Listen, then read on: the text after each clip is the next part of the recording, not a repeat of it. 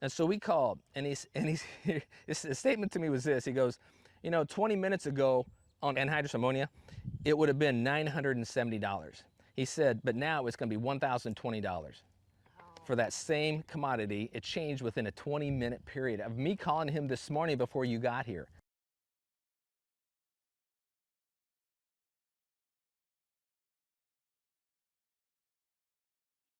Iran's Islamic Revolutionary Guard Corps Navy.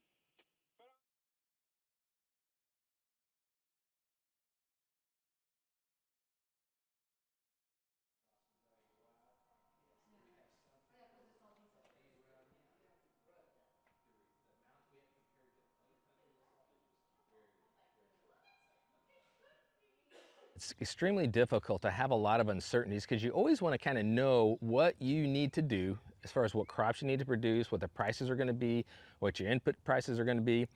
And the problem lately, and as we're talking about with the conflict with Iran and the shutting down of the Straits of Hormuz, it affects everybody. The longer this goes on, it will start to affect us more.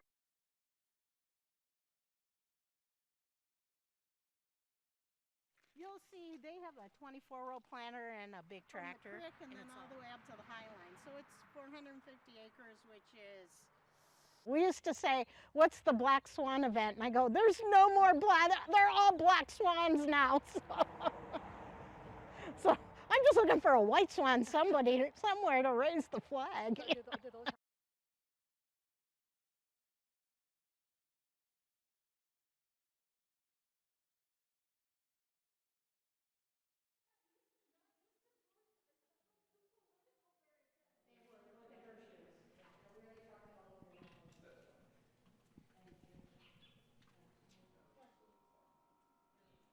Our commodity prices really haven't kept up with inflation, with the price of our inputs. So our margins are very, very small. So what we're doing now is just, you know, you watch the markets and plan as much as we can. And if we have to sell, you know, we have to sell even at a loss because, you know, we'll have another crop coming on and need room in the bins.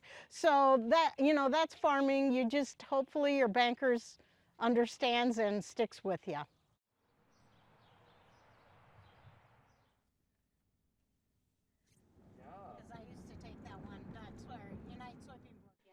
So yeah, this is our farm office.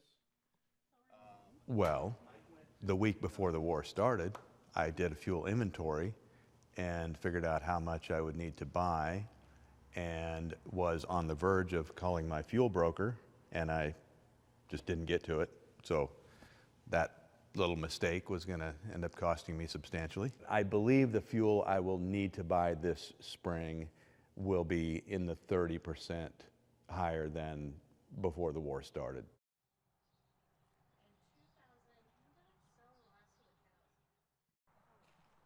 We have two planters like this and tillage tractors, fertilizer application tractors. We will burn, you know, 300 gallons a day, maybe up to 500 when we have all those machines in operation. And that spring work season will go on for, you know, a month. Obviously not every day is fit to run that amount of equipment, all the tractors, but gosh, I'd have to do some math to think how many 1,000 gallons of fuel we'll use this spring, but it's substantial. Can spot check trucks anytime. Germany when they had gotten it, so like I don't actually see how they do it. I don't think it's the hardest work. I think the hardest work is... We may look at this in a year and say, you know what, that was the best thing we did because we now took a regime that was very volatile, that we now have the straits open and we can bring more products through it, and now we can just have more free trade everywhere. And it may be a thing where like, this is the greatest thing that's ever happened, but right now we're very anxious because it's hitting us in the pocketbook and it's very hard.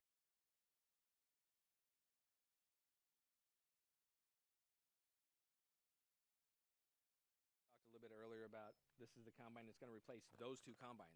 So this combine really